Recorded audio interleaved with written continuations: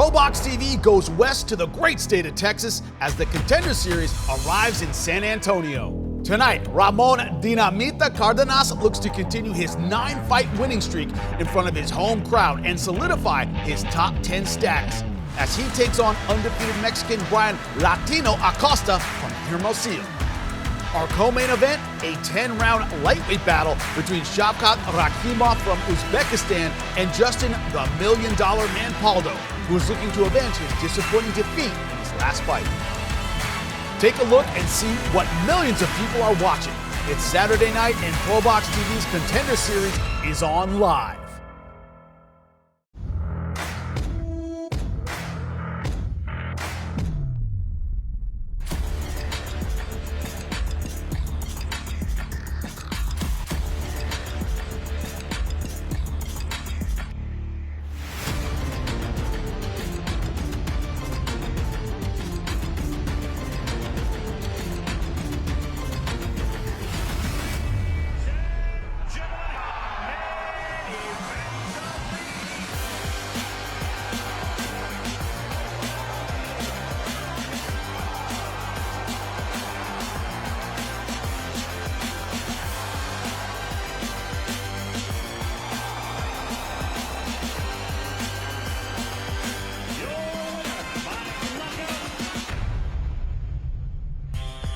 At the Boeing Center right now.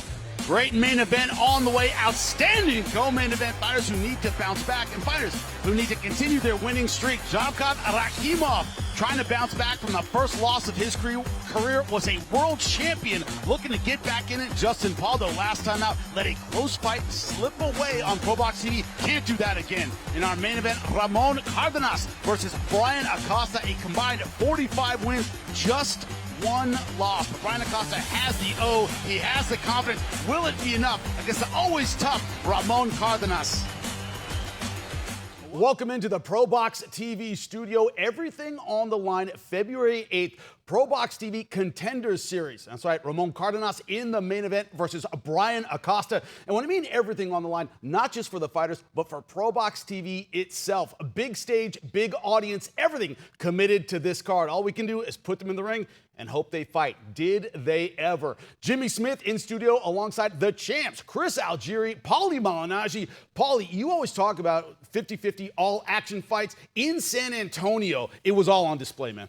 You know what, ProBox TV we've come across as the network with that reputation. 50-50 all-action fights, no A-side, B-side, or, decide the A-side, B-side at your own risk. And in reality, this is what we delivered once again. Vintage ProBox TV card.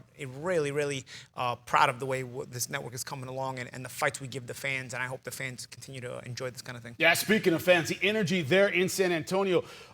Chris, I got to ask, are you ever going to eat again? The amount of food we had to consume in San Antonio, the excitement of the fans, it all came together, man. Yeah, man, I've hit the gym every day since we got home trying to get that Mexican food out of my ribs. But no, the food was fantastic. People were even better. I mean, the fans in San Antonio, the Mexican fan base is so tremendous. They understand good fights, which is why ProBox TV is perfect for them. Because I know, guys, it's a tagline, right? We say it all the time, 50-50 all-action fights. Well, guess what? It's true. And that's why the fans come out, and that's why they were so excited that night. The energy in the arena was fantastic. The energy leading up to the event. I mean, we had the press conference, we had the weigh-in, we had the fight itself. There was people buzzing around at all times. That's because they know what the product of ProBox TV is. 50-50, all-action fights. It's real. It's not just a tagline. The atmosphere, electric, intensity, and I ate like I was going to the electric chair, bro. Exactly, it was his last meal on Earth, but a lot of times the co-main event is the one that steals the show. This was no exception to the rule. Justin Paldo versus Shavkat Rakhimov. It's an incredible fight, a battle, a war is the only way to describe it. Let's take you back to February 8th in our co-main event fight. And there's the beautiful Riverwalk here in San Antonio. That's where we were, getting some great food. Are now inside the Boeing Center here in San Antonio, Texas. What a great fight we just witnessed. Third round knockout for Michael Angeletti. Make no mistake, this co-main event could end in a very similar fashion. Shavkat Rakhimov, 17 wins, 14 of those by knockout. That's an incredibly high percentage for this weight class. If you think his opponent, Justin Paldo, is out of his depth, doesn't believe he can win, got to tell you, You are very much mistaken. He's a veteran of ProBox TV. He's used to our 50-50 all-action fights. He knows he has a tough one ahead of him, but it's a great opportunity for him as well. How does he see this fight? Well, here is Justin Paldo in his own words. What's your thought about that mental battle heading into this fight, that confidence going in? He's just another fighter to me. He laces his gloves up the same way I lace mine up. So that's about it. Justin, Rakimov being a southpaw, anything in particular stands out to you about him besides that southpaw stance, or anything he does differently as a southpaw, being he's a European southpaw? Also, he's also an ex-world champion. Does that bring out more motivation for you? Does that do something for you mentally going into the fight? Well, that's always a motivating factor. A guy who has a great resume, and he'll look good on my resume. But I fought southpaw before, and I beat all of them, and he'll be another one. How does that all play into this fight? Him being inactive, him being a smaller guy, and the fact that it's going to be much closer to your backyard than his. Well, I fought in San Antonio quite a few times, and it'd be nice to fight there again. But I really don't get caught up in all those extra things, as in he's a smaller guy, he's coming up or inactive. I'm looking forward to facing the best fighter, the best of him on the 8th. So I'm training to be at my best. Well, take a look at the tail of the tape. We know we got that right. They're both 30 years old. You see the height differential only half an inch. But the reach advantage belonging to Justin Paldo also at 135. When you look at it, this is Shavkat Rakimov moving up to this weight class, but he was sucked up. Look at his face. It was a very tough cut. He's going to be the bigger man. Let's get it started. We continue with the action inside the Boeing Center at Techport. This is ProBox TV being presented in association with Texas Boxers and Brawlers. Being sponsored by Bet Online, Wild Casino, and GomezLawFights.com. This contest, our co-featured bout of the evening, set for 10 rounds. In the lightweight division, este es el duelo coestelar de la noche, pactado a 10 vueltas en la división peso ligero. Los jueces son, the judges are Wilfredo Esperón, Rubén Carrión, and Joe Calvi. Presenting first, the fighter standing in the blue corner. He enters wearing black with gray trim, presentando la esquina azul. Vestido de negro, con vivos grises, su peso oficial, 135 libras y un cuarto. He weighed in at an official 135 1/4 pounds tonight. He looks to return to his winning ways in his 20th bout as a pro with 17 victories. Against 2 losses, 8 of his victories coming by way of KO.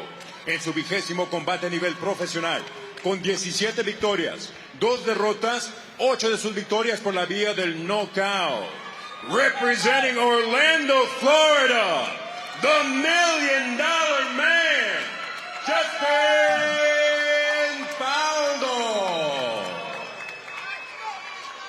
In the red corner, presented in association with Samson Boxing, he enters the ring wearing red with black and white trim, presentando la esquina roja. Vestido de rojo con vivos negros y blanco. Su peso oficial, 135 libras, his official weight, 135 pounds. Con un récord profesional de 17 victorias, solo una derrota, un empate, 14 de sus victorias por la vía del knockout. Tonight, he makes his ProBox debut with an outstanding record of 17 victories, 1 lone defeat, 1 bout even, 14 of those victories coming by way of KO. The former IBF Super Featherweight Champion, representing his homeland of Tajikistan, and now fighting out of Los Angeles, California, Shavkat Rakimov. Our referee, Mark Kaloy. Boxer chief second. Okay, gentlemen, we've already gone over the rules in the dressing room. I want you to obey my commands at all times. Most importantly, protect yourself at all times. Punches in this area and up will be considered legal. Punches in this area and up will be considered legal. If I say stop, stop what you're doing and listen for my commands. Touch gloves. Let's go to work. Both fighters coming off losses. How will they bounce back tonight? That is the question. Both losses very, very questionable. Miguel Medueño versus Aldo. And of course, the title fight in which he lost his belt. Rakimov, can he redeem himself? We find out round number 1. in that Joe Cordina fight and said, I did not lose. I don't consider that a loss. I watched that fight this afternoon. That was a barn burner. Oh, great Back fight. and forth action fight. Interesting thing when you talk about this fight is Cordina's feet kept him in that fight, especially early. Good action, good movement, good angles. Does Paldo have that kind of style? No, but at this weight class, you know, we see him. Look how durable and physical and sturdy Paldo looks at 135. He's one of the most physical 135 pounders out there today. So I'm curious to see how he can deal with that physicality. One thing I'm seeing about Paldo to try to avoid the physicality is that he's very busy with that lead hand, touching, using the jab, and just trying to measure with Rakhimov, basically not trying to let him penetrate within that lead hand, sort of using it as a fencing tool and establishing a distance so he's able to get that leverage on those body shots like that. I like how he's cutting those angles, too. He's using that post with the lead hand and steps around to the outside. Rakhimov does bring a lot of physical pressure when he fights. Steps in a lot. Oh! Good left hook. Tangling the feet.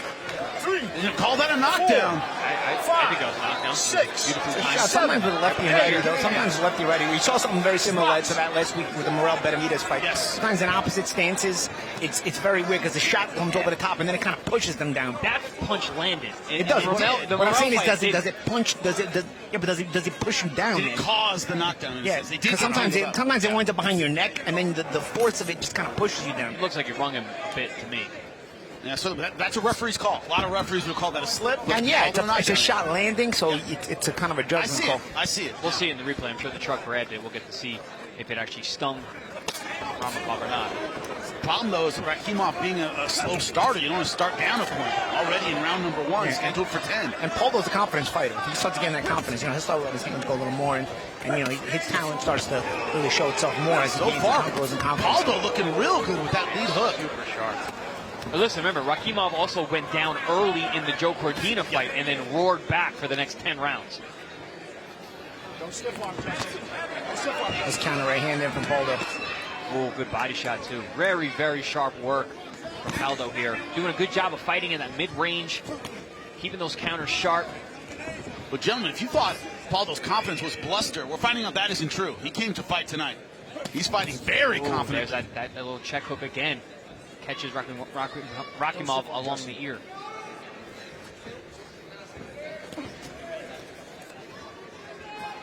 I vividly remember Justin Paldo in the fighter interview that we did a few weeks ago saying, I have world-class skills.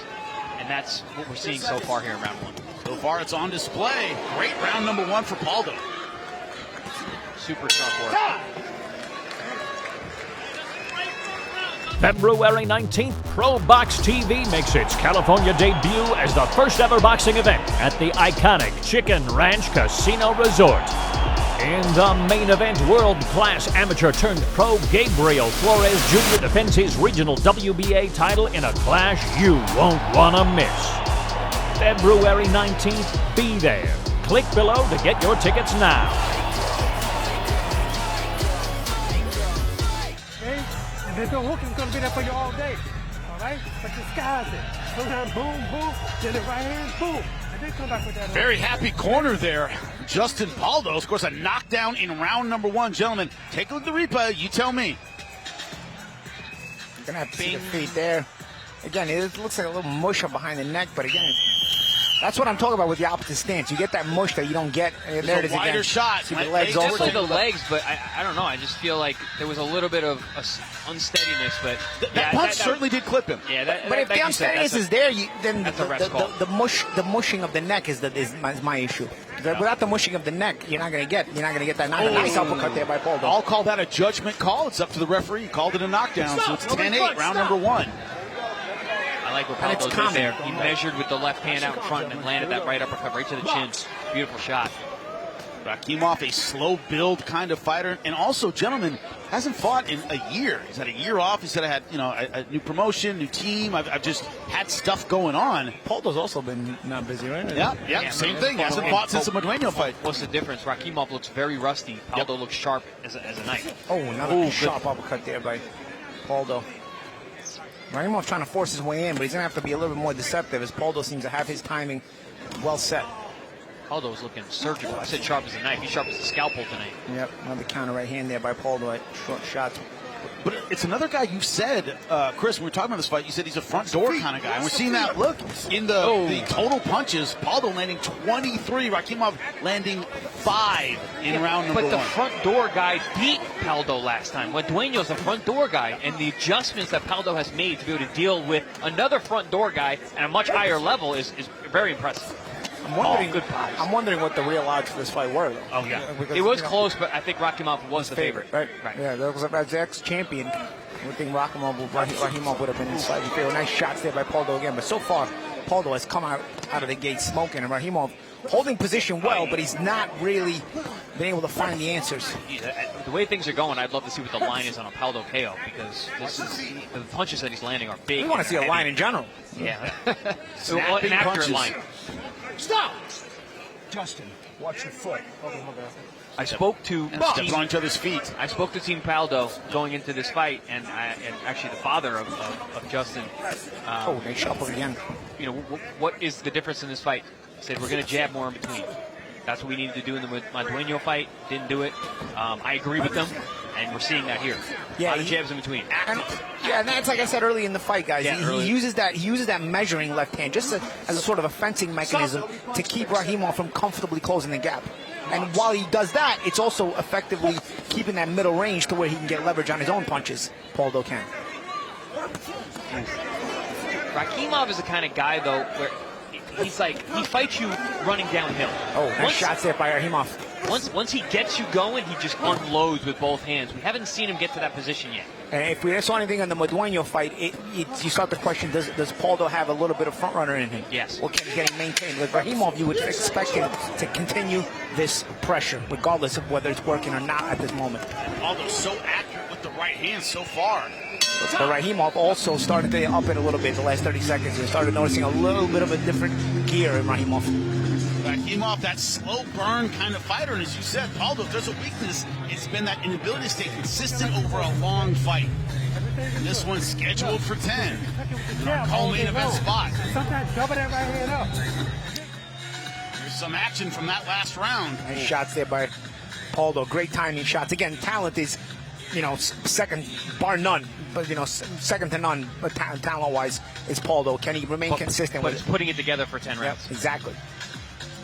That was a beautiful left hook over the shoulder, followed by a right hand, which is a perfect combination against the southpaw. Yes. Yeah, instantaneous, too. It has to be a time shot. It's a nice shot, but it's got to be timed well. You saw the beautiful timing of that shot. Rare you see a guy land both those shots. Yeah. He put them together really nicely. And that's because there's no fat on those punches. Yep. About to begin round number 3 in what has been a very competitive fight with Paldo showing that he has a world-class skills. He said, I knew I had him. Now the world's going to know. Rakhimov knows at this point. He's got a fight in front of him. And we knew he had him, too. Yeah. It's just a matter of the consistency. That's the only thing we've been wondering about Paldo. Rakhimov, not as talented as Paldo, but one thing he has is consistency. Good body shots there from Paldo.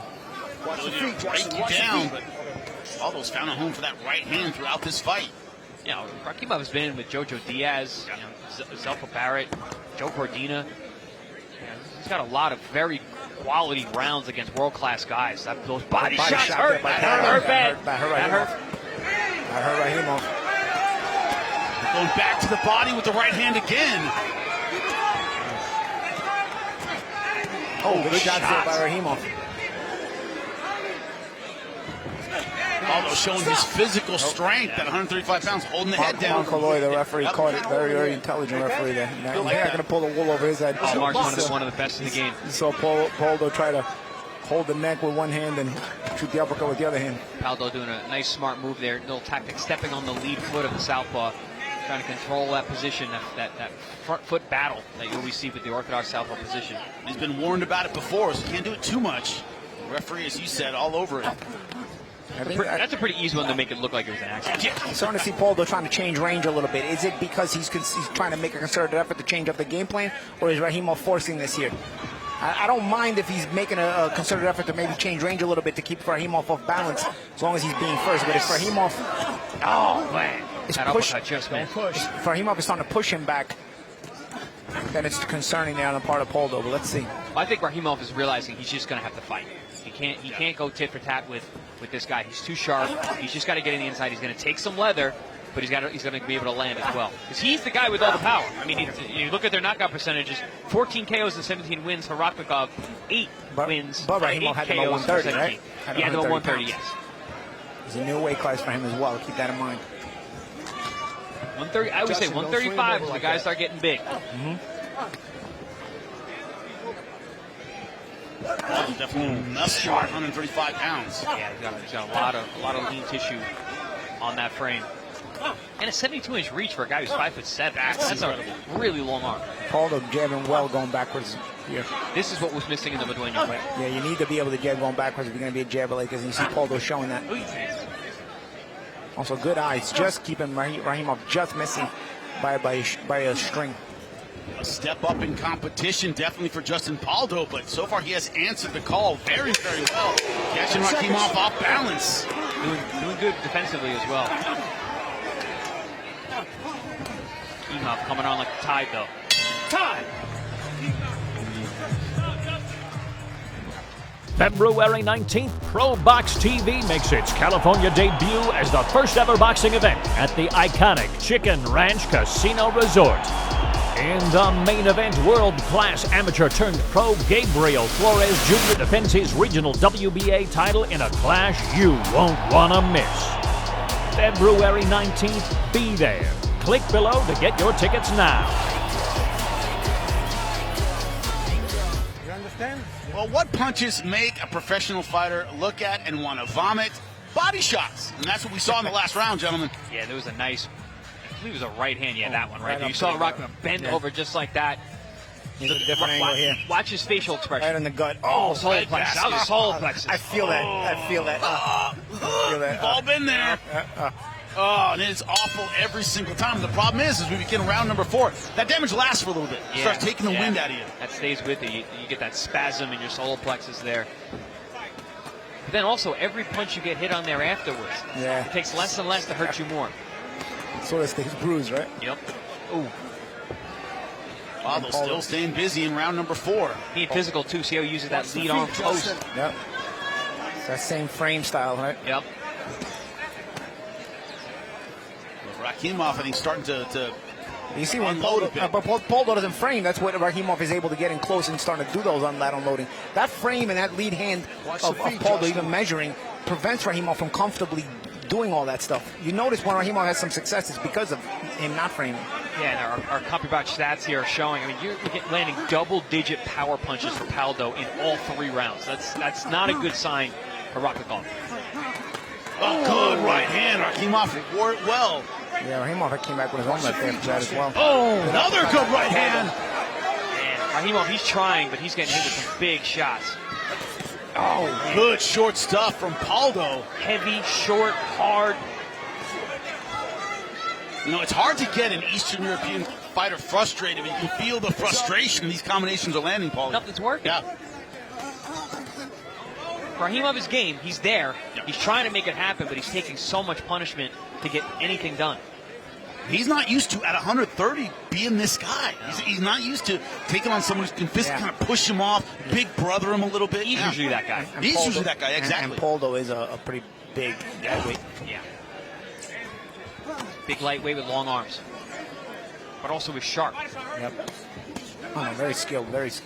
Stop! You see the frame there to the neck as That's well. what I mean, that big brother, that wrestling, get off me. You can just push the guy off. Psychologically, that does a lot. And I think Rahimov is trying to mentally break Paldo, but Paldo's not breaking. Paldo is staying consistent here.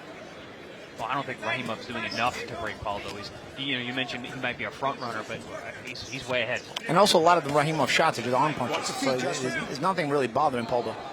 Remember, a knockdown in round number 1, controversial or not, it led to a 10-8 round, so Rakimov really behind the 8 ball in this 4th round. I believe this is the 4th time we've had Paldo on our air, and there are times we've seen him where we're like, wow, this is the guy, like we're seeing right now. But then other times we've seen him where we're like, something's missing. Tonight he looks like he's putting everything together. Straight right hand, beautiful shot from Paldo. Ooh, big right hand over the top from Rahimov. He said it. He said, this is just another guy in front of me. I'm going to show the world I have world-class skills. So far, that's what he's doing. Jimmy, I didn't like when we asked Rahimov about Paldo, and he's like, I don't know, he's just whatever. I didn't like that response. He seemed too confident that he just had this guy, but he didn't know who the guy was. Guess what? He's finding out now. Yeah, he knows who he is now. Who he is now.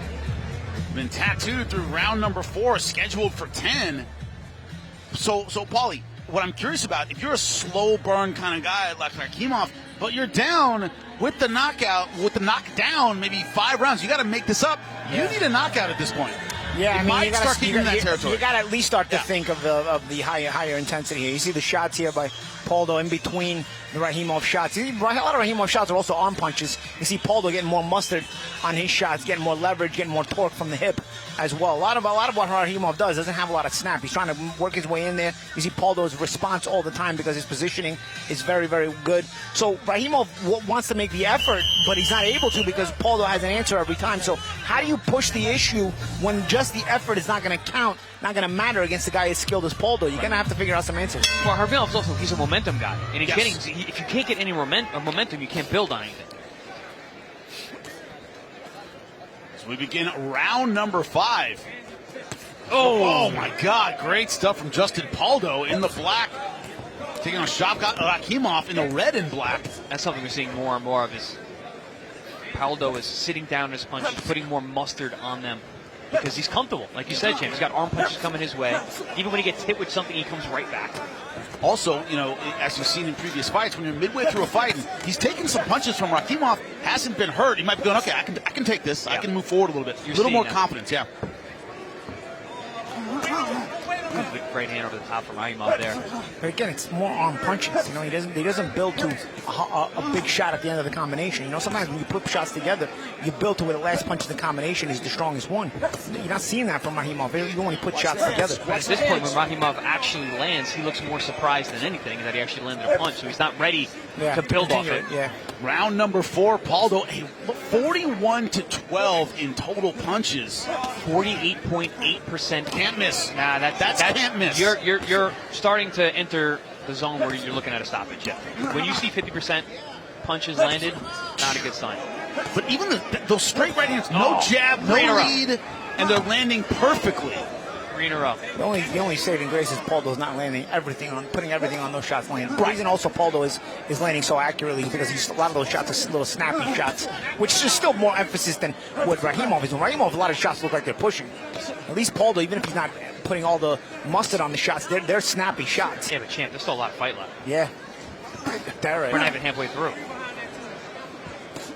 Rakhimov has to come up with something, as you said, Paul. He's eating jabs and straight rights for breakfast, lunch, and dinner. People at home need to understand. Yeah. You got 8-ounce gloves on. You're getting touched up all night. You're getting hit with these popping, jarring shots. They add up.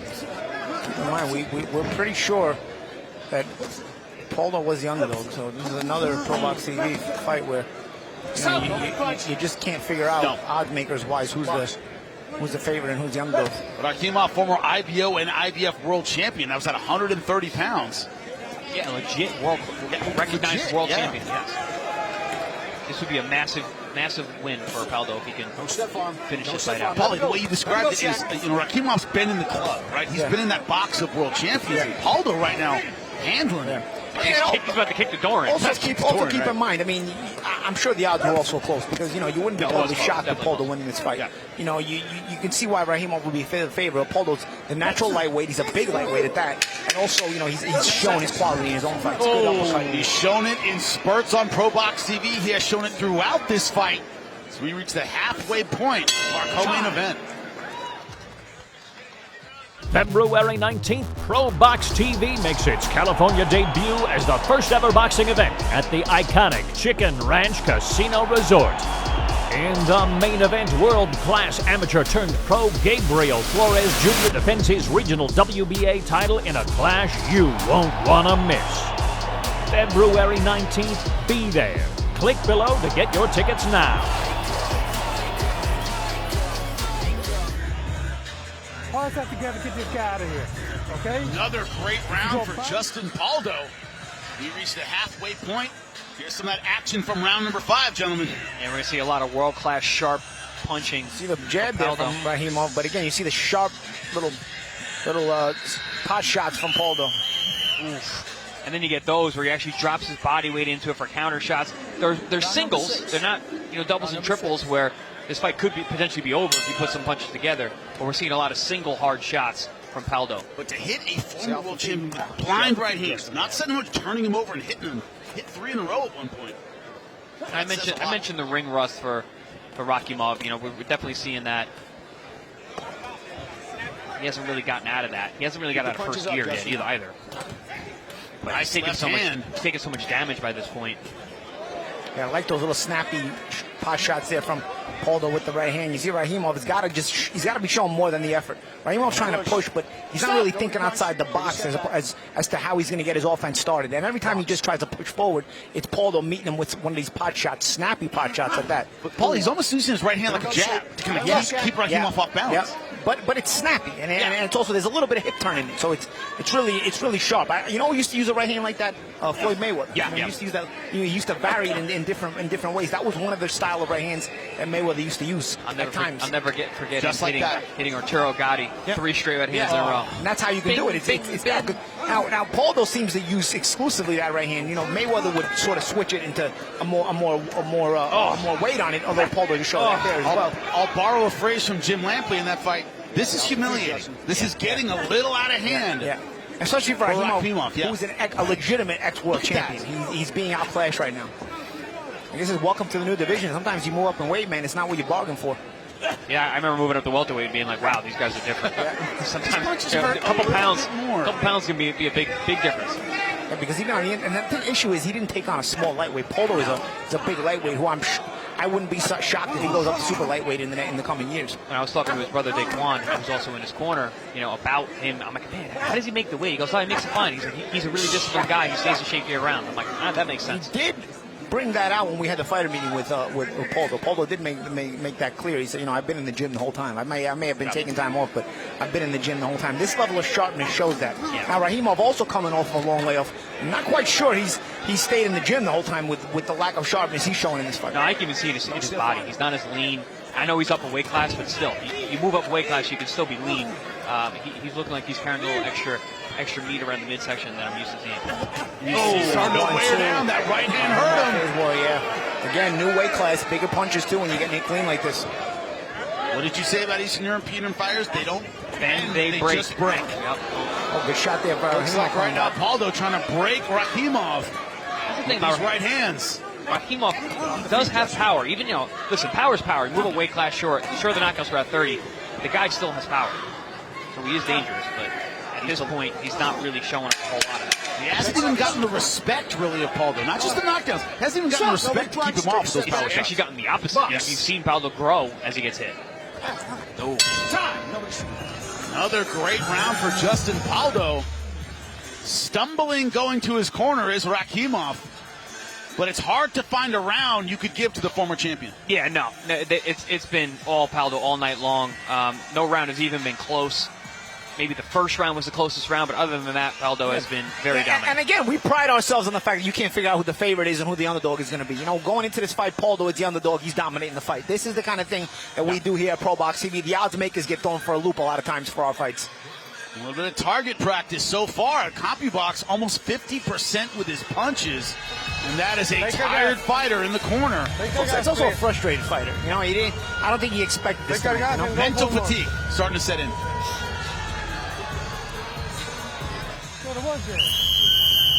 Although looking very confident as he shoots up from his stool. It's one thing to get beat up. It's one thing to get stopped. It's another thing to get completely outclassed, especially when you've already been a world champion. And that's what we're seeing here from Rakhimov.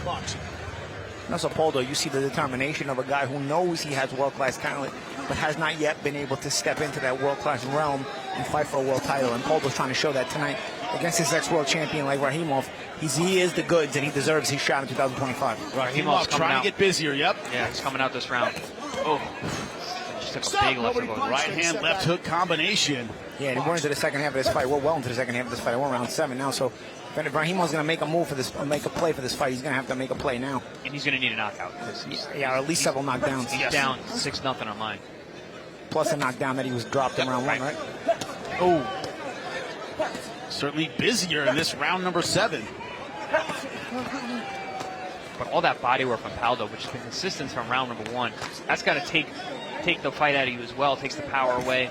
How much does Rahimov have in the tank? Look at these double-digit power punches in every single round. Paldo, an absolute wipeout over Rakhimov. He's almost landed 100 more power punches. That's not total punches. That's power punches. Oh, And there have been a lot of snap behind those power punches. Again, you see the position battle by Paldo. He's not giving up position so that he can put these little pot shots in and then mix them with some shots with a little extra whip on them. These guys throughout this fight have had the footwork of a sequoia. They've pretty much been standing there trading punches and not trading. Paldo's landing and Rakhimov isn't. Guys, when does Rahimov corner start looking at this fight like this? Not much more we can do here. I mean, he's getting beat from pillar to post. It's, you said it's target practice, like shooting fish in a barrel at this point. Yeah. And he's not coming back with anything. I don't see a path to get back into the fight. And there's no really attempts at step over. You see, I feel like there's opportunities for Rahimov to sort of step over to his right and change the angle. He just sort of stands in front of Paldo and tries to push that front door in. But that front door is not going anywhere, bro. You're not going to be able to get in the front door against Paldo. He's going to meet you with punches. I think he's also tired. It's not just being outclassed. He's been beaten down to the body. He's been taking a lot of punishment to the head. Don't know what his condition is like. See right here, there's the chance to step over to the right, just give you a big step over, but he doesn't even make an attempt at it. Stays in front of Paldo, tries to still continue to pry that door open, it doesn't open, and Paldo finds the opening, not Rahimov. Sometimes being tough and having a chin is actually a bad thing. There's a lot of punches. He's taking a lot of damage here. Sometimes heart and chin just give you a longer beating. Out of ideas. Which, can happen, but my issue is the corner hasn't come up with any ideas either. Right. But is it ideas? I think he was out of ideas 4 rounds ago. I think he's out of will now at this point because he's not trying anything else either. Yeah, there's a step over. That's what I was looking for. And then you can punch off that. But he should do that a little bit more often. There he at least was able to get the angle, get off the ropes. So you got to do that a little more often instead of standing in front of Paldo. Another good round for Justin Paldo. February 19th, ProBox TV makes its California debut as the first ever boxing event at the iconic Chicken Ranch Casino Resort. In the main event, world-class amateur-turned-pro Gabriel Flores Jr. defends his regional WBA title in a clash you won't want to miss. February 19th, be there. Click below to get your tickets now. A lot of work to do in the corner of Rakhimov, but February 19th, Gabe Flores Jr. versus Jose Arellano just outside Sacramento, California. Going to be a great fight. Mexican versus Mexican-American. Flores Jr. so confident heading into this fight. And that'll be our last Wednesday night fight of the year. We're going to go on the weekends for the rest of the year, 2025, just like we're on the weekend tonight. We're going to be...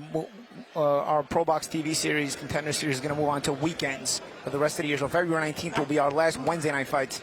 We'll be on Fridays or Saturdays for the rest of the year. I think just Saturdays, right, guys? Yeah, get used to it. Download the ProBox TV app now. And, guys, we'll be going back to our daily shows on the network, so make sure you tune in for those as well. Get to hear from Paulie, myself, Jimmy Smith. All the boxing news. Everything is fit to show. That's what we're going to do. It's round number 8. Yeah, we're doing a show called Boxing Scene Today. Tune in every day to get your news about the sweet science. Short, snappy shots by Paldo. Tuning in right there. Straight shots. Speaking of sweet science, up. I mean, what Justin Paldo was able to do tonight has been a thing of beauty. I mean, just what he said he was going to do. I'm world class. I'm going to show you tonight. He's looked world class. But I mean, Rahimov is world class as well. It's just a different level. And this speaks volumes to the level of Paldo. Remember, Rahimov comes in with 1 loss, and he's an ex-world champion. And that 1 loss was in his world title when he lost his world title in a close, controversial decision. He's being outclassed. He's being outclassed. So this is for the first time in Rahimov's career where he's actually taken a loss where anybody who sees the fight won't mistake this for a loss. Paldo is making a statement with this fight so far, with this performance so far. Talk about diamonds in the rough here in ProBox TV. I got to imagine other lightweights are looking at this fight and watching this and be like, yo, that guy Paldo's a problem. When he shows up like this, he's a problem. It's at times he doesn't show up like this. So are you going to see the consistency? But one thing he's been consistent throughout this fight, and you said, Paulie, his jab is kind of filled in the mortar, right? There's no big shot. Oh, my God. Big shot. Down goes Rakhimov. Staring at the canvas. This might be over. They stopped it. Towel is in. It is over. Justin Paldo gets the defining win of his career by knockout. Rakhimov's still having trouble getting up. They could have counted to 100. They got to get him a stool. And Rakhimov would not have been able to get up. He's in bad shape. He's in bad shape, and he took a lot of punches in this fight, guys. Yeah, we talked about it wasn't a lot of big shots throughout. That was a big shot to finish him, but those consistent punches like that are very damaging. He said he was going to be world class tonight, and he was. At the expense of Shavkat Rakhimov. If you don't know, now you know about Justin Paldo, ladies and gentlemen. Wow. Rakhimov doesn't look good right now. No, that's not. He's slumped over. After a long beating, gentlemen. This is how it happened. Yeah, he catches him along the ropes. Just a beautiful straight right hand that we've seen, and then he followed up. He got behind. He mentioned the jab. We mentioned the jab. They're going back to it, getting that middle distance jab. He gets him with a 1-1-2, goes right back. 1-1-2. 1-1-2, 1-1-2. That follow-up is what really finished him off there. Yep. Yeah, that uppercut didn't hit clean if it landed at all. That Pez dispenser shot, that right hand, head went straight back, looking at the lights here at the Boeing Center. Yeah, I'm not liking the body language of Rakhimov there. He's looks very uncomfortable. He's still slumped over. He keeps trying to get up, but they got to get him checked out, man. He's awake. He's conscious. This is a knockout after a prolonged type of beating. These are the dangerous ones. When it's prolonged like this. Yeah, the 1 or 2 round knockouts aren't the dangerous ones. Yeah. It's when you talk the second half of the fight, the 7, 8, 9, 10 rounds. Yeah, the only time 1 or 2 round knockouts I've seen are dangerous is when pre-fight medicals weren't done right or weren't done well. Pre-fight medicals are done well, and the Texas Commission is a pretty good commission for that kind of stuff. It's usually the only time you get damages with those late knockouts after a prolonged beating or prolonged physicality in a fight. Paldo has been accurate throughout this fight with his power punches, gentlemen. That was the story of this fight. And they were very snappy. Even though they weren't everything on them, it was very snappy consistently. He did everything. He showed the jab, he showed the counter punch, he showed the body shots, he showed the consistency, he showed the conditioning, he showed the physicality, he showed his own durability in terms of the shots that he's getting touched with. But yeah, I mean, he really put it all together. That world-class skill that he was telling us about, he just put it on display tonight. And he also put it on display, or put it on notice, rather, the other lightweights in the division. Justin Paldo's a problem. They have Rakhimov on the stool now. They're attending to him. Round number 8. Look at these straight punches, gentlemen. Listen to those shots. Ding, ding, bong. Brutal.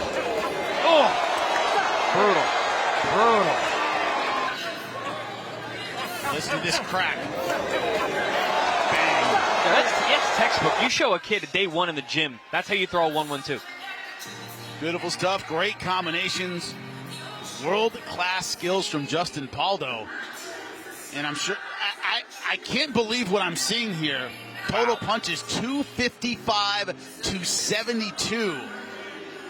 Damn near 50%, gentlemen. That is can't miss. I was going to say, power punches, I think we are going to see 50%. Yeah. Over 50% of the power punches landed.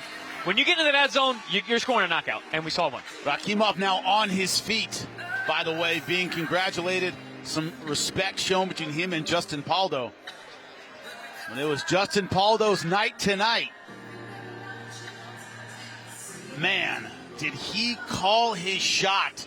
I will show that I am world class. That man can hang and defeat anyone in the world at 135 pounds. Bright future. Lupe, make it official. Inside the ProBox TV ring, the official time. 1 minute, 53 seconds of round number 8, damas y caballeros. Dentro del cuadrilátero de ProBox TV, el tiempo oficial. 1 minuto, 53 segundos del octavo asalto, your winner. By way of knockout, el vencedor por knockout. The $1 Million Man, Justin Paldo. We say it all the time here on ProBox TV, 50-50 all-action fights, no A-side, no B-side. Paldo did an incredible job. This is how it ended, Chris. Yeah, double jab, right hand, that little one pop. We talked about the pop shots all night long.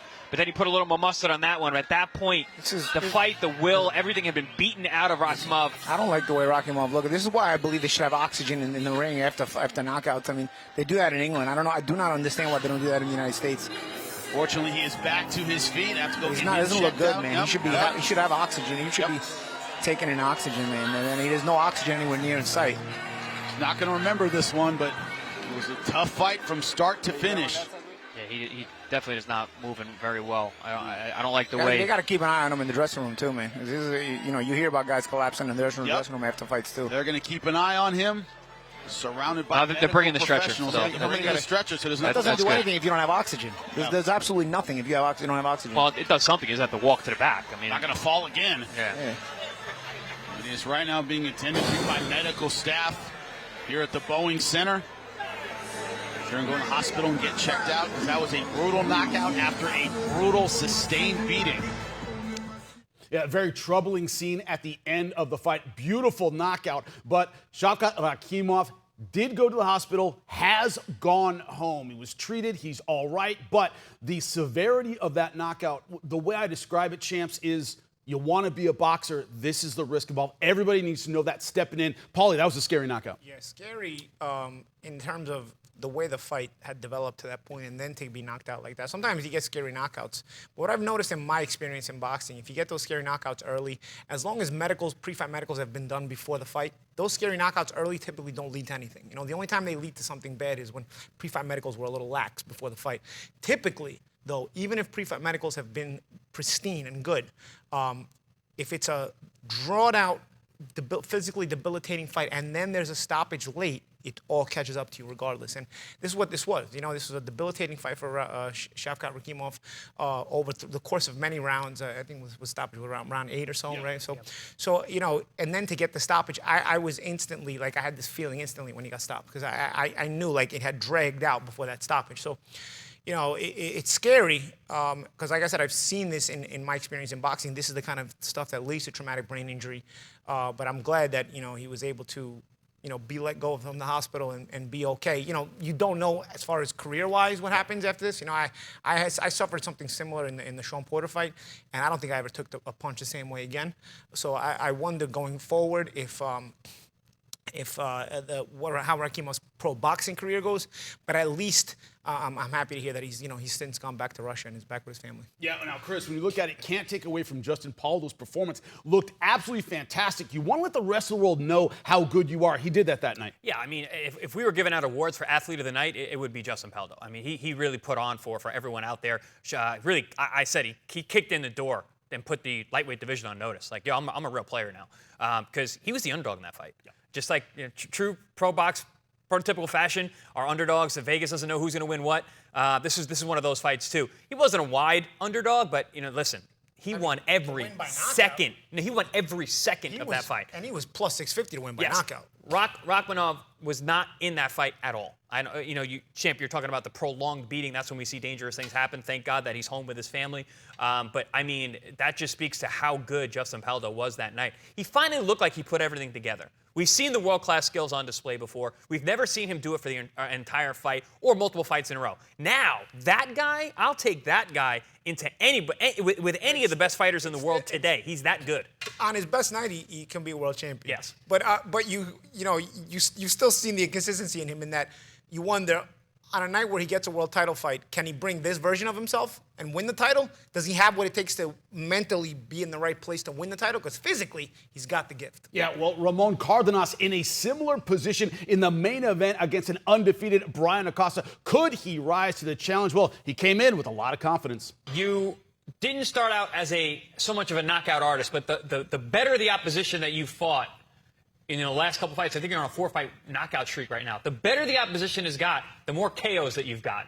And, you know, you have 14 KOs, but you seem like you hit a lot harder than that. To speak to what has been the difference, where did you turn the corner to be like, hey, listen, you know what? I'm knocking all these guys out, because that's rare. Usually everybody gets their knockouts in the beginning of their career, not as they step up in class like you have. I mean, honestly, man, ever since really, like, I hooked up with Joel Diaz, man, my mentality kind of changed. In a sense of, like, you know, he kind of gave me the advice of, you know, promoters and managers and just the fans in general as well, man. They like knockouts. you can win and you can win and people are like, oh, okay, that's good. It's fun. He won, whatever. But he tells me, he tells us like people like knockouts, and that's what you have to sell. So every fight I go in now, man, I try to keep the mentality of like, I'm trying to knock you out. You know what I'm saying? Like I'm trying to go in there and I'm trying to hurt you. So that's the mentality I've been having these last couple fights, and it's the one I'm gonna keep going on forward in my career. Last time out against Jesus Ramirez Rubio, last time we saw you on ProBox TV, your coach was giving you hell in that fight. We remember it very, very well. You guys remember, Diaz was on him in the corner. You can do more. You can do better. It seemed like when you got the knockout, I think it was the 9th round, you were almost more relieved that Yoel wasn't yelling at you anymore, man. Did that motivate you? Did that help you? What was the cause and the motivation for all that, man? I mean, it was the fact that I knew I could get the guy out. Like the game plan for last fight was to kind of like to get my timing down the first 2 rounds and then try to finish him by the 4th. And coming to 3rd, I tried to pick up the pace and I messed up my hand. And I didn't tell him. Like, you could ask him. Like, I didn't tell him one time that, hey, my hand's messed up. Listen, now we're on the road. We're going to San Antonio. What does that mean? You got the platform, that ProBox TV, which has been growing immensely, and you've been growing with us. But now we're going into your backyard. Speak to that. What is it like? How many people are going to be there? What's it like for this homecoming? I mean, man, it's a really big blessing, man, to have you guys there. I'm grateful for you guys because you guys are the ones who gave me the shot. There's a lot of promoters out there, but not every promoter is gonna like extend their hand and say, you know what, like there's a kid here that's really good and no one's giving him a shot. You know what, let's give him a shot. So I'm eternally grateful for ProBox TV and then just for you guys to be at home. For you guys to be in my city. And just, putting me on a platform where, I'm able to show my talent and show it in front of everybody, man. My last fight was September of 2023 in San Antonio. And it was on Showtime and stuff. And to come back on a bigger platform, on a ProBox TV that, like you said, it's growing, man. You guys are getting huge. They're getting better. And just, to be able to grow with you guys is such a blessing, man. And I think... From what I know, from what, people have called me and told me, they're like, oh, we've gotten 30 tickets, 40 tickets, and, families have gotten tickets and stuff like that. So I think it's gonna be a really good show. And there is Brian Acosta. The nickname is Latino, fighting out of Sonora, Mexico. Young, hungry, talented, undefeated at 20-0. Saw him weigh-in day. Usually fights at 126 pounds. Tonight at 122. Gentlemen, he looks lean and ready. Yeah, he looks lean, looks fit, looks focused. Let's see if he can execute once the bell rings.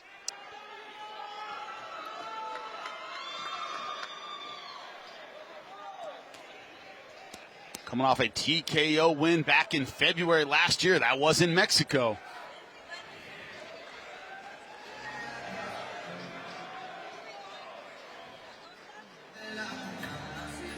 Now entering the arena, the defending champion, Ramon Cardenas.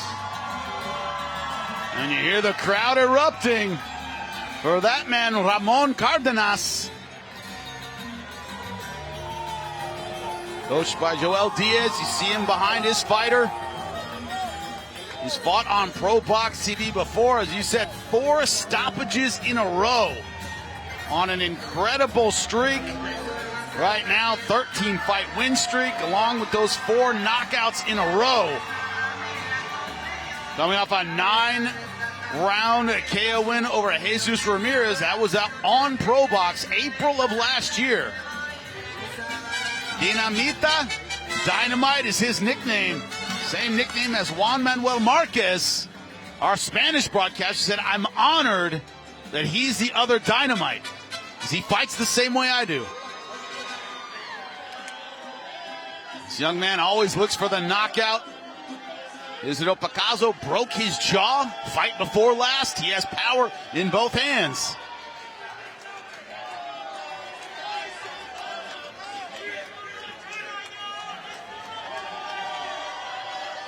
Ladies and gentlemen, from the Boeing Center at Techport, we continue with the action. This is ProBox TV, being presented in association with Texas Boxers and Brawlers and being sponsored by Bet Online, Wild Casino, and GomezLawFights.com. This contest set for 10 rounds on the line. The WBA Continental Latin America Super Bantamweight title. Este duelo, 10 vueltas en juego. El título continental Latinoamérica Peso Super Gallo de la AMB.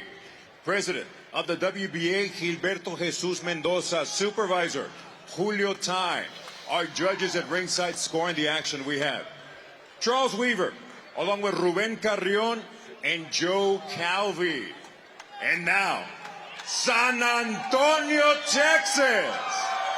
We're going to find out quién es el más macho. The Pro Box main event is on now. Presenting first, the challenger, fighting out of the blue corner.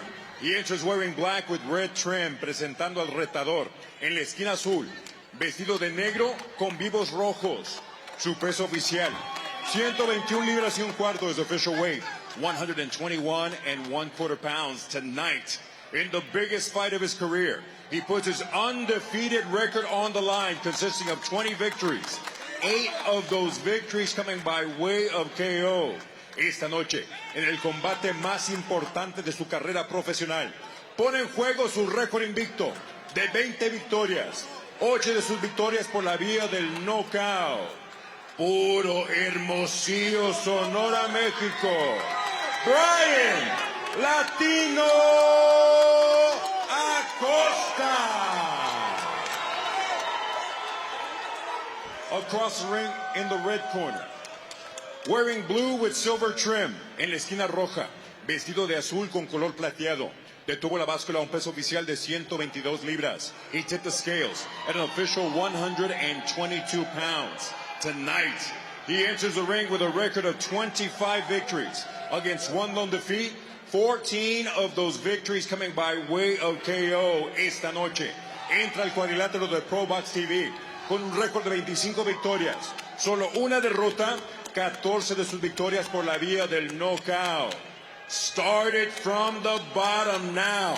He enters the ring a world-ranked contender and defending his title here in front of his people of San Antonio, Texas. Ramón Dinamita Cárdenas. With final instructions, referee Ellis Johnson.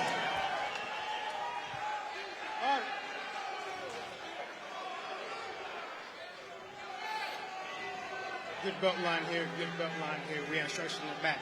Again, protect yourself at all times. Obey my commands at all times. When the bell rings, go to work, have a good, clean fight. Touch them up. We are ready for our main event in the Super Bantamweight division. Ramon Cardenas versus Brian Acosta.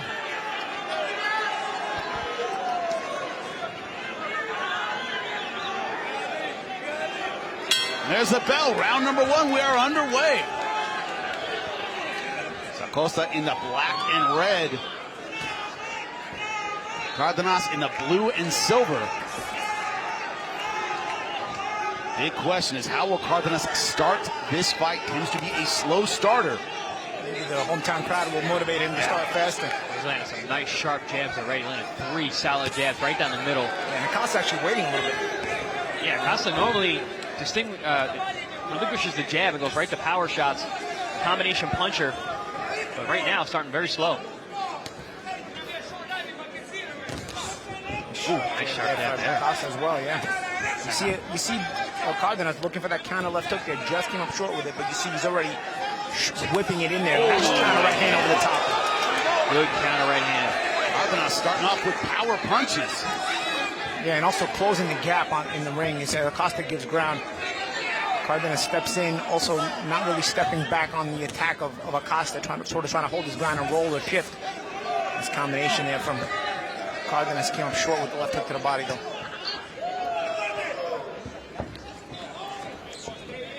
Interesting that Acosta staying right in front. You got a guy who's a puncher with both hands. Staying right in front of him, not throwing punches.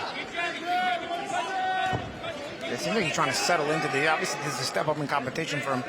He's trying to settle into the first round, trying to show too much, but settle too much, he'll wake up in the dressing. Especially the way Cardenas has been fighting him late and the way he's been punching him late. Right hand just touches Cardenas, can be a little bit short. We talked about before this fight began that maybe, Cardenas would step in and try and show the young buck, you're not on my level yet. Start quickly with power punches. That's exactly what he's looking to do. Take away that confidence. Cardenas is starting fast. Exactly what we spoke about from the open, Jimmy. Cardenas doing what we wanted him to do. Let's see if he can be consistent with that. Throwing big heat with that left hand. Almost trying to see what Cardenas has in round one. He's not trying to show too much himself. Almost willing to give up this first round, trying to put on that mental pressure, but not really putting on a lot of physical pressures. And now he finally does get to Cardenas, but he smothers his own work. He's also not the puncher in this situation, so just coming forward. What's that old saying? Don't follow a puncher. Cardenas is the puncher. You don't want to follow him. Yeah, only 8 knockouts in those 20 wins for Brian Acosta. Nice defense there by Cardenas. Yep. Stepping around and then nice awareness underneath the hook. Brian Acosta, this is his 7th bout scheduled for 10. Used to getting ready for 10 rounders. Cardenas is very sharp, throwing heavy punches with both hands. Very explosive here in round one. Kick for the body. 10 seconds left in what has been a Cardenas round. Round number 1.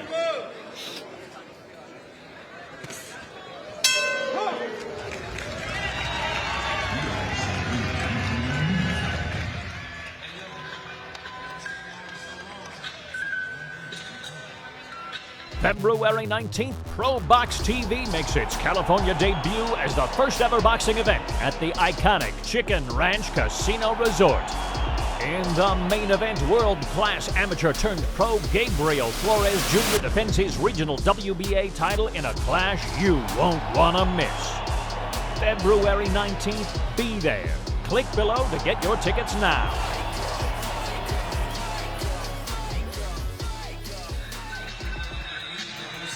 Well, you're undefeated, kiddo, but how do you deal with adversity? Round number 1, Cardenas putting it on Acosta. Yeah, landed a good right hand right over the top, rode the jab back. You see, he caught the right hand. And you see Acosta holding on to it, both hands. Look. So you're going to hit me with that? Let me hold on to this thing. Yeah, hold on. Don't hit me again. Hold on. That's actually a good move. Yeah. Acosta couldn't follow. Cardenas couldn't follow up. Yep. Got stuck. Actually, you know who did that? Floyd Mayweather when he got rocked by Shane Mosley. Yeah. He held on to the arm, yeah. Veteran move for Acosta, but doesn't change the fact that Cardenas owned that round number 1 with those power punches. Perhaps Acosta, which is like you said, Champ, trying to feel out what Cardenas has. It looks like he's coming out a little more aggressive here in round 2, right off the outset. One about Acosta, and he looks big in this weight class. Yeah, he's tall, he's long. But again, if you're not a puncher at 26, even if you go down, I don't see you becoming a puncher all of a sudden at 22. Well, first you got to lane, right? And Cardenas is a pretty elusive target. Has a good sense of his distance, has a good sense of, that defensive radar as well, natural defensive radar. And also can punch when he makes you miss. So you can't just go at him with the full enthusiasm. He's right there. And you see, you try to get aggressive and he'll walk you into right hand like you just did there to Acosta. Yeah, Cardenas, I think, has a very underestimated boxing IQ. He sets things up. He's very poised. But he's throwing. The problem is he tends to overthink things and let his IQ kind of dictate the fight. Not tonight. He's throwing well tonight. Yeah, you get one thing, get into a rhythm, but if you're able to get into a flowing rhythm and shoot your shots off that flowing rhythm, now it's hard to get a tell on any of your punches. And one thing about Acosta, he's not a puncher, but he's a very good body puncher. According to CompuBox stats, 39% of his landed punches are to the body. So I think that makes a difference against fighting a counter puncher like Cardenas. And so far, the body punches have not been a factor for Acosta. Yeah, Acosta really hasn't been a factor in general. He's coming forward, but he's not been able to really find Cardenas. Cardenas has been walking him into some good sharp shots, sharp shooting well. And then mixing in a few of those good body shots like you mentioned, Champ. Yeah, Ramon split the guard nice. A little hook right-hand combination. A nice little decoy there where he shoots a jab to the stomach and tries a right hand to the head. A little up and down. Just let Cardenas out of that corner. Yeah, Acosta did a decent job of putting Cardenas in positions by just using body pressure, but not throwing when he gets in there. Acosta's out of ideas already, turning southpaw. Let's see how this works here against Cardenas. Problem is, it makes the power punch easier to throw. You gentlemen know that. Opposite stances, and that he's going to wing it. But also a guy with a high-level amateur pedigree, the way that Cardenas has. He's used to southpaws. He knows what to do with them. But this is something that actually Acosta does. This is not out of the ordinary. I've seen him switch stances, in fights. Doing it obviously early here, but yeah, probably looking for a different answer there. He wasn't getting what he was wanted out of the right-handed stance. 10 seconds left to go in round number 2. Cardenas staying very, very solid. And once again, accurate with the power shots in round 2. Acosta changing stances, but still not getting anything done offensively. Hasn't found a way in yet, gentlemen. Yeah. Doesn't look comfortable to me, though. Yeah, hasn't been able to really get into the fight yet. And Cardenas looks comfortable. He's at home. He's boxing well. He's not being made to overthink. He's not getting yelled at by Joel Diaz in the corner. He's able to just be natural. You know, he's fighting a very natural fight, and it's coming easy right now after 2 rounds. Remember, plenty of fight left to go. We're just about to begin round number 3. This one's scheduled for 10. We'll expect Acosta to just mentally check out that idea that Cardenas, normally a slow starter, might take some time to warm up. That has not been the case tonight. Rider from San Antonio, Texas, has been ready to go from the beginning. In round number 3. Also, we're going to see what he has in his bag of tricks, because, you know, you and I were saying it, Chris, when we were studying tape on this guy. Acosta generally hasn't been bothered that much by his opponents. Haven't seen him have to change things and dig deep. He's going to do both of those things tonight. He's usually very busy with his hands, especially combination punching with the power positions. But, you know, not a big jabber, but a combination puncher, a body puncher. Just got rocked with the right hand there. Like, not letting his hands go. Again, like I said, he doesn't seem like he's comfortable in there yet. Now trying to throw some big punches. Some looping shots over the top. None have connected clean. Oh, good shots, and then mix it up with a left to the center to get the glove to close it up the middle, and then comes around the body shot on the Flash side. of heads there. No cut.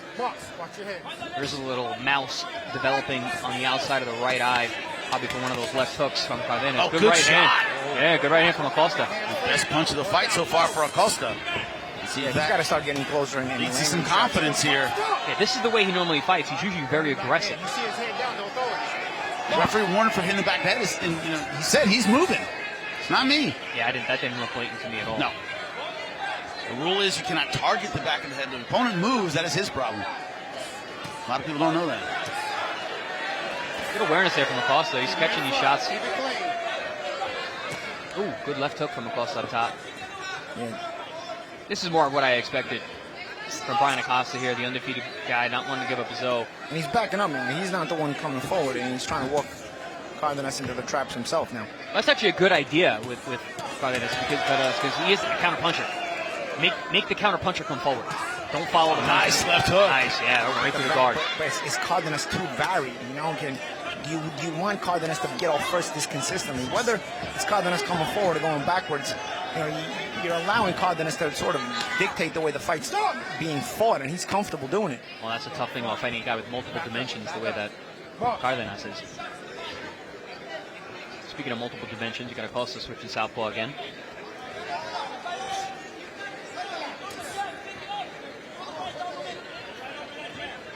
Maybe to your point, Paulie, you know, Acosta was waiting to see what Cardenas had, read him for a couple rounds, and then is now comfortable pulling the trigger a little bit more. Yeah, or Cardenas is comfortable walking Acosta down. You know, it could be one or the other.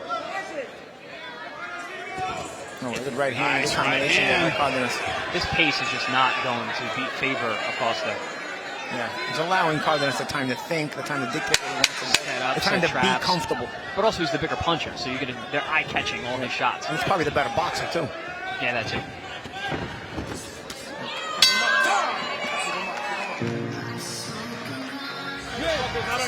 Ramon Cardenas, Joel Diaz putting on the Vaseline. It's been a great fight so far for him as we begin round number 4. See some of those big shots. I mentioned that little mouse throwing on the outside of the right eye of Acosta from shots like that. Even when you block them, the inside of your glove bashes into the side of your face, that can actually do damage to the soft tissue around the eyes. Redness around both cheeks. Brian Acosta has taken some damage, but a better round 3 for him wouldn't give it to him. Still a Cardenas round. At least he's starting to throw. Yeah, but also, getting on track to do the kind of things he needs to do in order to win rounds. Shots there. Acosta's trying to throw with some mean intentions here. Nice left hook. Step back, step back, step back, step back. Let's go. Acosta has success when he throws, he's just not throwing enough. Well, part of that is also because Cardenas is such a good counterpuncher champ. Yeah, absolutely. So sometimes you don't want to just throw just for the sake of throwing, because Cardenas will walk you into a trap or a counter shot. He's actually landing on Cardenas now. Hands are free, let's walk. Nice short uppercut. Whoa, good left hook and good right hand back from Acosta. Acosta will intervene and give one, take one. Look at the power punches. Cardenas 45%. Winning 24 out of 53. Acosta way behind with 13 landed. Good left hooks from Acosta here on the inside. Acosta's starting to do work. Yeah, he's winging those things. First 2 rounds did almost nothing. He's doing with a chopping right hand behind it too. See, this is when Cardenas gets in trouble. He starts letting his opponents work too much. He's not throwing. He's thinking. He's looking for openings. This is where he can get outworked. But you say it sometimes, Chris. You go, he's looking for the perfect punch, looking for the perfect shot rather than just letting it fly. Nice body. Big bit of body down. Nice uppercut to split the guard. Left hook to the liver.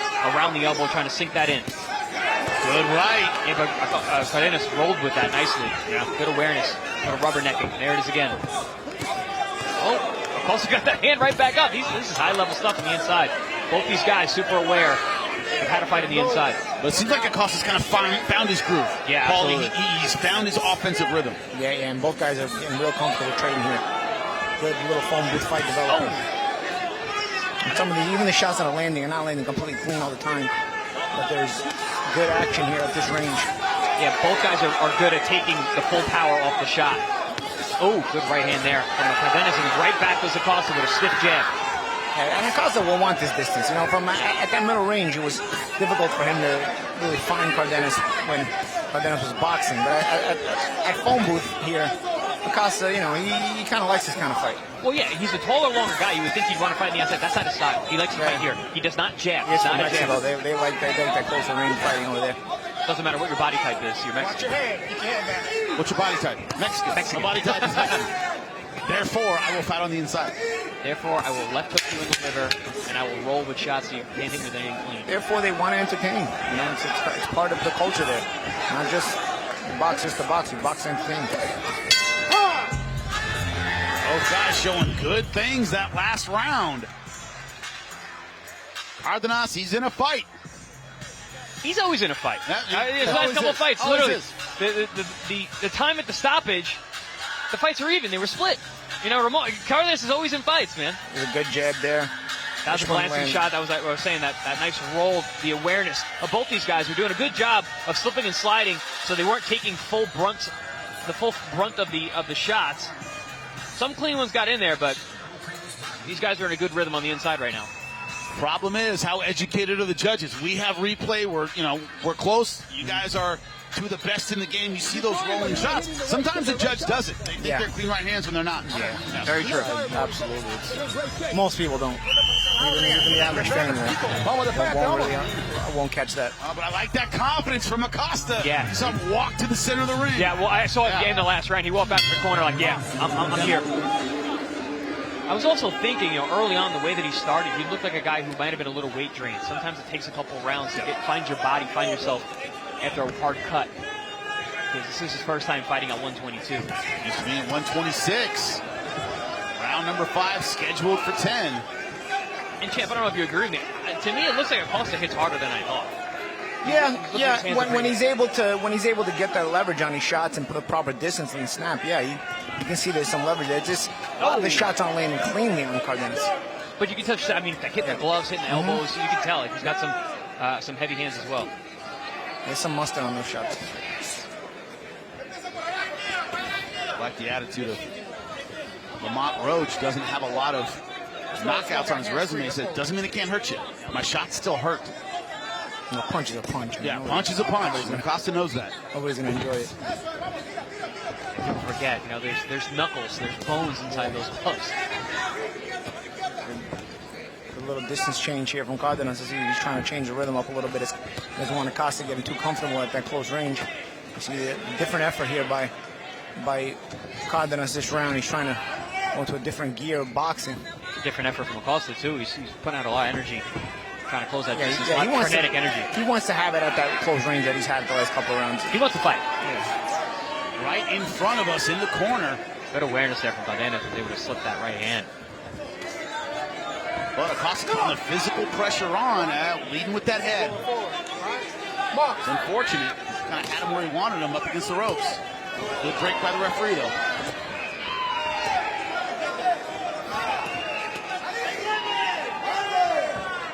Good high-class stuff from both these guys, man. But Cardenas this round doing a better job of keeping that middle range. Obviously, you can see what Acosta wants. Acosta wants close range. You see Cardenas has done some distance changing, punching off the distance changing, controlling Acosta a little better this round than he was in the last 1 or 2 rounds. But Acosta's still trying to get there. He knows where he wants to be. Yeah, we're seeing that youthful exuberance, that undefeated record mentality that Acosta has.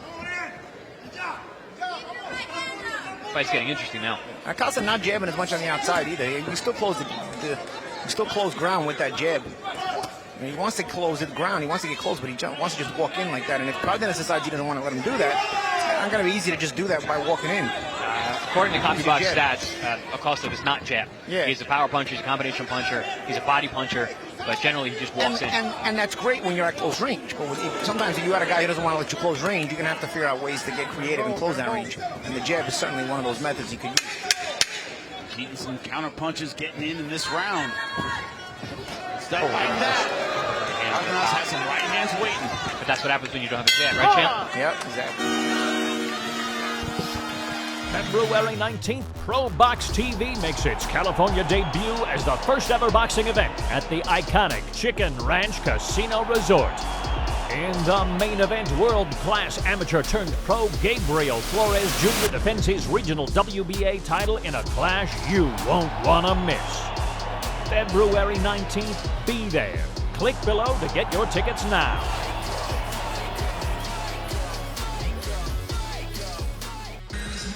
We've reached the halfway point of our main event of the evening.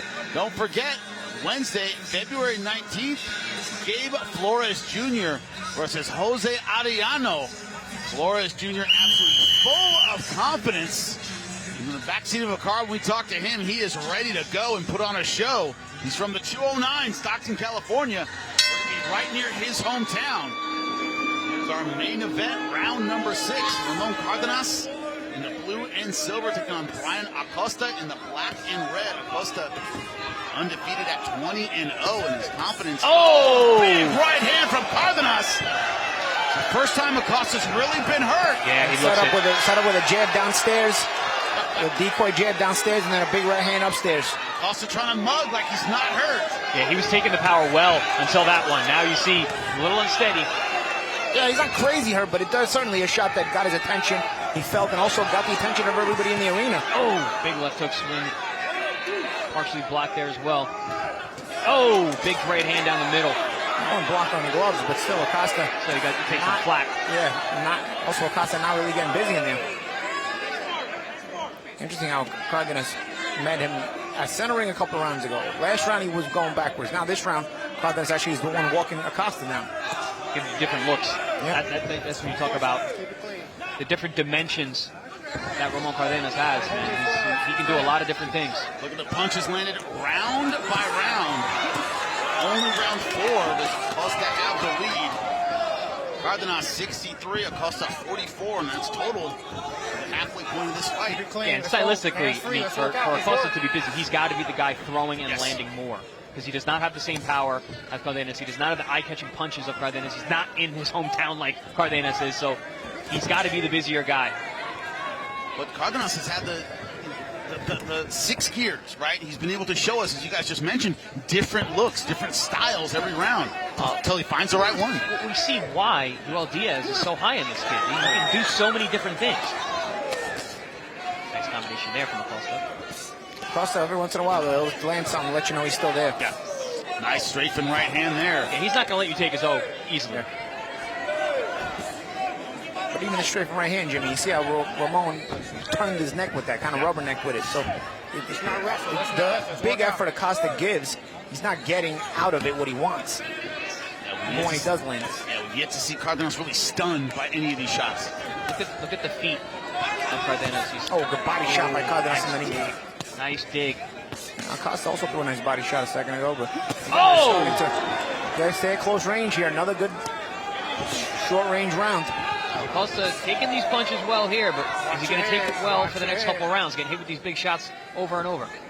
As he wants to land a big shot so bad on Cardenas, and he's not able to land it as cleanly as he'd like to.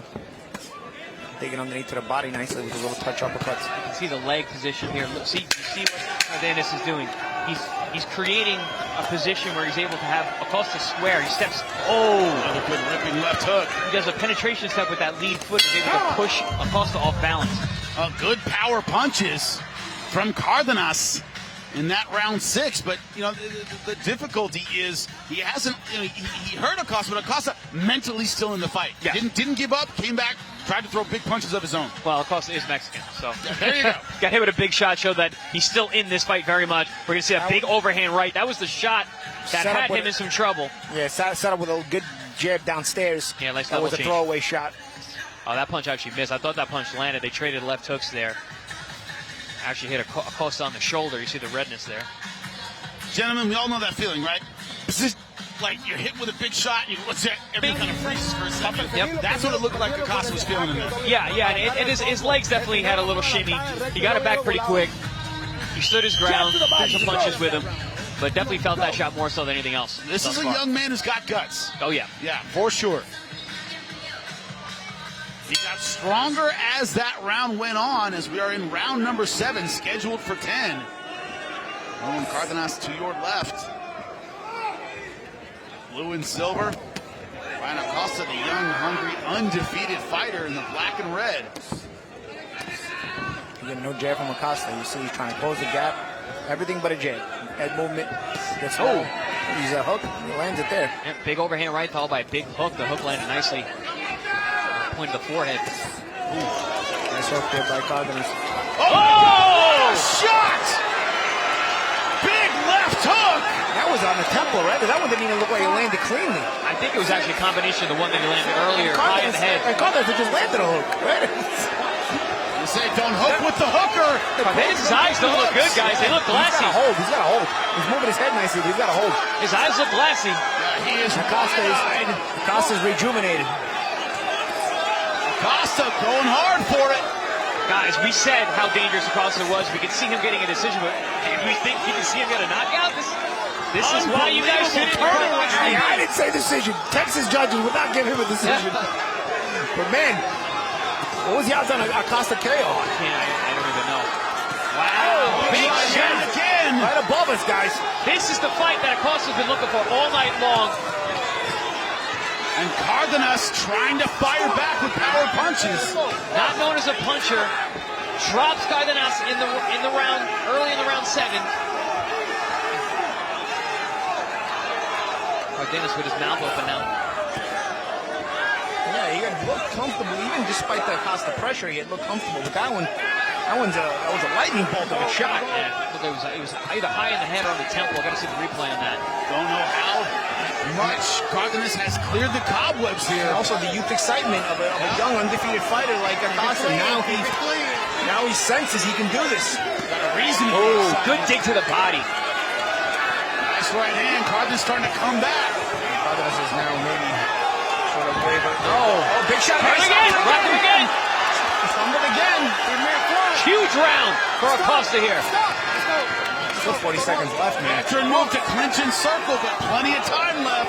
35 seconds in round number 7. Body shot again by Acosta waiting too much, looking for that perfect shot. Nice and smart. Wes Cardenas there with 2 body shots in the right hand. See the wobbly legs of Cardenas. Yeah, every one of these shots are bothering, especially the ones that hit high on the head. He's got an equilibrium issue going on right now. He cannot be staying here getting lumped up with these shots from Acosta. 10 seconds left in what has been a dramatic round for Brian Acosta. Acosta's chin has been a major player in this fight tonight. Makes it through round 7. Well, this is why millions of people tune into ProBox TV. Come on. How you feel? Ponle esa malla en el hielo. Ponle el hielo. I know, he got you. You got you on the back of the head, okay? Huh? On the side? See, that's why you cannot get too fucking reckless and careless in there. You're leaning back. You gotta lean back. Wake your ass up. Wake your ass up. Let's go. Let's finish this guy. Don't give him life. How you feel? You heard the advice. Finish him. Stop leaning back. That's why you're taking these shots. No, but didn't even get a punch there, guys. This is later when he was hurt. Yeah, so left hook on the temple. Guys in the truck, you missed the actual punch. Some of the follow-up shots that had the hometown fighter in trouble. I'm just going to talk about the knockdown. We didn't get it. The knockdown was interesting to me. Was Cardenas actually landed a hook first? Yes. And then the hook came back from Acosta, which I actually didn't see land because Acosta's back was tossed. I thought it was grazing, and then all of a sudden Cardenas reacted very, very hurt. What's going on here with the ref? There's some water in the corner. I don't know what the deal was. That was weird. Not great for Acosta, who's trying to capitalize. Yeah, or a veteran move from the corner, folks. We've seen it before. Great. I spilled a little water. That's what I was thinking. Yep. A little extra time. If you think Joel Diaz doesn't know all the tricks, you're crazy. And Acosta, once again, starting off aggressively. Gentlemen, there's a lot of time left in this fight. Yes, we got a lot of fight left. We got 2.5 more rounds. Yep. You know, Cardenas cannot just hold on and wait for the judges. And Cardenas was in a lot of trouble last round. Wobbled several times, went down early in the round. With the power punches, round number 7, Acosta 22 to Cardenas' 9. A wipeout in terms of power punches. Joel Diaz didn't say hold, he didn't say run, he said get in there and knock this guy out. Yeah, we've watched the confidence of Acosta grow each and every round, and we're seeing why. This guy can fight. This guy can fight. Nice right hand. And I had mentioned a few rounds ago, it looks like he hits harder than the numbers say, and sure enough, that is true. Cardenas now starting to make an effort back. He doesn't want Acosta to stay on that front foot gas pedal, so to speak, but here comes Acosta. So much physical pressure from Acosta, though. And again, we talked about he was big for the weight class. Yes. You're starting to see it now as the fight wears on. He's starting to really Cardenas is getting really uncomfortable. Starting to bully Cardenas here. And he believes in himself, does Acosta now. He should. He dropped him last round. You know, he's walking through all these. They're telling me this guy's a big power puncher with both hands. I got hit with everything tonight. I'm still here.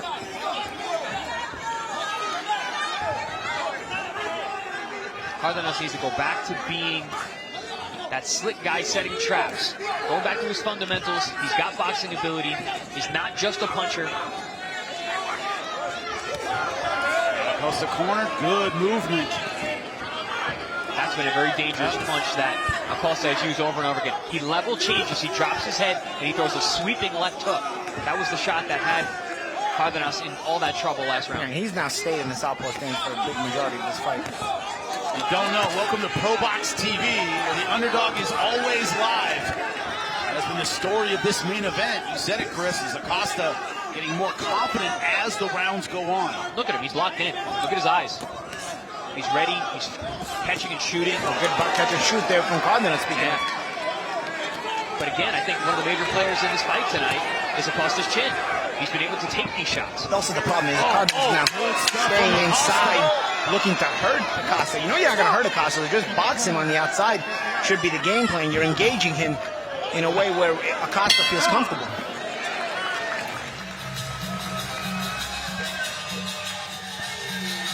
Busy! Ramon, dude, this is another fucking level right here for you. La neta, way. Hey, you gotta let go. Go! Break the skin, way. In the corner of Ramon Cardenas. There's Brian Acosta. Excited about his chances. Knocked down Cardenas in round number 7. 2 rounds. Cardenas, to his credit, came back strong in round 8. Acosta, let me at him. I think both these guys can finish strong. This is, you know, Acosta started slow. Cardenas looked great early on, but with that knockdown and the way that Acosta's been coming on, you know, if he wins these next 2 rounds, I can see him winning this fight. Can you see him winning it in Texas, though? Yes, I can. Oh, good uppercut. Nervous crowd. It's quiet out here. But also, Chris, it's almost like the opposite of what we expected. Cardenas, usually the slow starter, might get a knockdown late. Well, it was Acosta doing all those things. Yeah, great point. Starting slow and then great point. Turning it on late. Short left hook. Another one by Cardenas. And an uppercut. Oh, but back comes Acosta. Wow. Jesus, what a fight. Oh, big hook on the inside those are the from shots Acosta. that have been hurting Cardenas. He's not seeing them. Go figure, a Mexican with a left hook. How about that? How about that? Who would have dunked it? How about them apples? But again, Cardenas staying at a range where Acosta is so comfortable just fighting and fighting and fighting. Maybe Cardenas just doesn't have the conditioning anymore to go on the outside and box the way he wanted to. Because early on, there were times when he made it look easy when he changed range and boxed the way he wanted to. But over time, he's become complacent to let Acosta come in the front door. And now in round 9, like I said, you may be too tired to box in that way, but at least box effectively in that way. You may be able to box, but can you box effectively against the pressure and the rejuvenated Acosta? I used to tell people, like, you understand how difficult it is to box, how much more tiring it is? Yeah. Standing in front of guys throwing power punches is not tiring. Especially boxing is tiring. Oh, great combination with the Acosta loves this kind of fight, guys. No, he's growing as the fight's going on. Movement from Cardenas.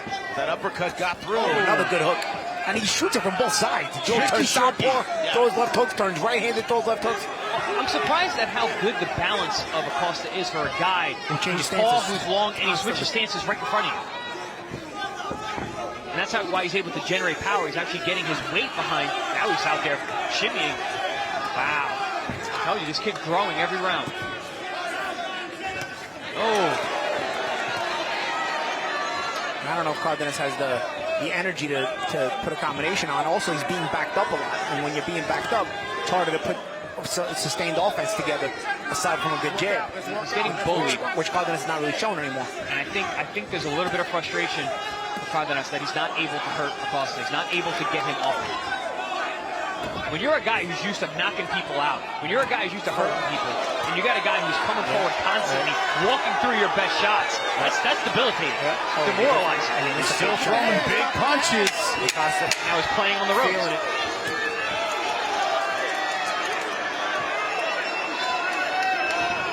Oh, good shot there by Cardenas.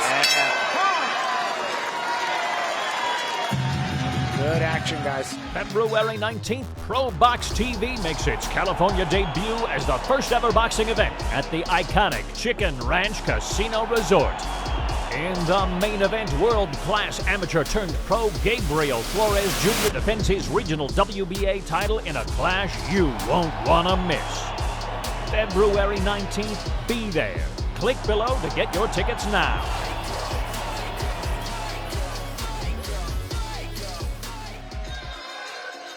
We're ready for round number 10. The action from round number 9. Look at it, gentlemen. This has been a tremendous display from both these guys. Story of 2 different fights, the first half and the second half. I mean, I got anxiety watching this fight right now. I'm on edge. And remember, there is a knockdown as well. There is a knockdown as well. Play that's any around there. Neither guy can feel good about where they are on the scorecards as we begin round number 10. Acosta's body language is a guy that feels good. Whether he thinks he's ahead or not, he's feeling himself. A good combination there by Acosta to start. He's looking out real sharp here in round 10. Listen, regardless of how this fight ends up on the scorecards, Brian Acosta can fight. He's real. This guy's real. Yes. This guy's for real. Gary Jonas, the boss here at ProBox TV, is sitting ringside. Got to be appreciating what he's seeing from this young, undefeated fighter. Still super aware. His hand position is good. He's catching these shots. Oh, big shot there. Big right hand from Cardenas. You clutch your heads there. They got to be careful. Oh, nice chopping right hand. Cardenas hit that well, though. Man, here comes Acosta. Defending well, but no return from Cardenas. Judging-wise, that's not good. You got a guy who's pushing the action. Even though punches aren't landing, he's active.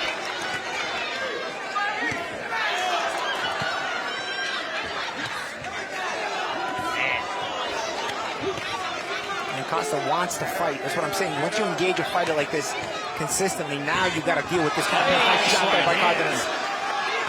Big eye-catching shots from Cardenas. This has been a masterclass of inside fighting from these guys. Both guys, two very different styles. Good body shot. Good exchange of body shots. Man. Good hook up to the up top by Cardenas. And also, remember, look at the physicality of pushing it around. Also wears on you and tires you out. Well, that's what Cardenas was doing really well. He's getting that perpendicular position where he's able to split the feet of Acosta and push him off balance. Good uppercut on the inside by Acosta, guys. Good uppercut there from Cardenas. They are trading. This is good. 1 minute left in round 10. ProBox TV, guys. Jesus. Separating the men from the boys. As soon as you make one guy miss, they come right back. High level stuff here in our main event. Let him go. Stop pushing. Acosta looked up at the clock there. Does that mean he's tired, or does that mean he's got to look for a big finish? Or both. Two things should be true at once, right? Yeah. Oh, big right from Cardenas. They are definitely tired. Yeah. They love a big finish. Displayed in this fight, absolutely incredible. These guys are going to sleep well tonight. Good physicality on the inside from Acosta. They're pushing off, looking to create space. They were nervous, now they're screaming like crazy. The fans here in San Antonio. Both guys are going to feel like they won this fight. 10 seconds left. Good finishing round for Cardenas. Oh, good headbutt there, too. Oh. Might as well throw that in, too. Beautiful stop. Good counter right hand by Cardenas. Brawl to the end. What a fight. Wow, what a fight. I'll tell you right now, I wouldn't mind seeing a rematch. I would not at all. Man. What a fight. A man in Brian Acosta who looked outclassed in the beginning of this fight came back in a huge way. Yeah, undefeated fighter's an undefeated fighter. I mean, they are going to have that extra sense of pride to them. Scored a knockdown in round 7. The question is, will it be enough? Cardenas came back and showed real guts here. Good, clean fight. Touch him up. This was a fight to remember, gentlemen. Early on, it looked like Acosta was like a little checked out. Cardenas looked like he was too good. Acosta looked like he was in over like his head. He was like admiring the fact that he was in the ring with a different level of opponent. Yeah. Never got started, and then when he did get started, well, it was a fight. I alluded to the fact that maybe it was the weight, coming back down in weight. Sometimes it takes a few rounds to kind of get your body underneath you. And then once he did, I mean, we started seeing him throw combinations. He was throwing heavy punches, which he's not known for. Once that knockdown, look at that. That was absolutely good. What a sweeping left hook there. What? Oh, that's one of those ones. Right on the forehead. And that's one of those ones. Cardenas didn't do anything wrong. No. He had his hand up. Just hit him on his forehead. And then later in the round, he hurt him again. This is a huge round for Acosta. Equilibrium shot. Yep. Cardenas came back well, round 9. A lot of physical pressure from Acosta, but these guys, I mean, they were fighting tooth and nail for these last 2 rounds. What a fight. Back and forth. Both these guys super talented. Again, masterclass on inside work from both these guys. Good action. ProBox TV, we pick up where we left off, right, guys? 2024 was a great year for us. Good action. Tell your friends, guys. Subscribe to the app. It's free. This is what we got for you all year round. What a main event, man. Wow. Neither guy can feel great about what the judges saw tonight. Here are the stats. Jabs, 39 out of 174. More for Cardenas. But power punches, the advantage goes to Acosta. Total punches, only a 5-punch difference. And equal in body shots. This one was close. Yeah, period. Wow, you really, what we saw with our eyes, a close fight. Yeah, you can't get stats closer than that. And it mirrors exactly what we just saw, Jimmy. Good question. How did the judges see it? To end the suspense, Lupe Contreras tells who won this main event. Ladies and gentlemen, after 10 action-packed rounds, we go to the scorecard. Damas, caballeros, después de 10 vueltas repletas de acción, esta es la decisión oficial. Los jueces Weaver y Carrión entregan tarjetas idénticas de 95 a 94. Judges Weaver and Carrión turn in identical scores of 95 to 94. Y el juez Calvi anotó 97 a 92. Judge Calvi scores about 97 to 92.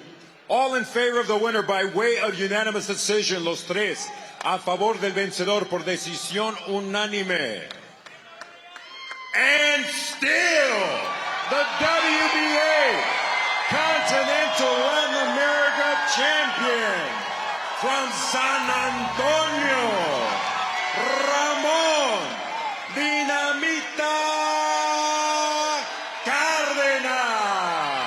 He earned every single point on those judges' scorecards. Two judges had it a one-round fight. I gotta say, I agree with how close that was. No, the two judges had it 95-94 minus a point. It's about 96-94, so 6-4. Yeah. The other guy, Calvi, was your typical Texas judge. Had the hometown guy 8 rounds to 2 minus a point. Much heavier, yes. So, but not, I don't want to say typical, but stereotypical. Yeah. You know, the ones we got used to at times through the years. Right. But 95, 97, 92, a little too wide for me. Which would have been 98 without the knockdown. Right. It gave Cárdenas 8 rounds. That's not, nobody won 8 rounds this fight. No.